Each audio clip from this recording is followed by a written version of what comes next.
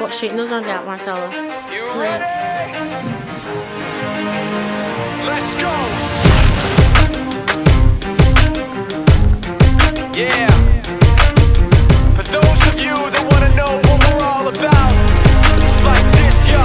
This is 10% luck, 20% skill, 15% concentrated power of will, 5% pleasure, 50% pain, and 100% reason to remember the name.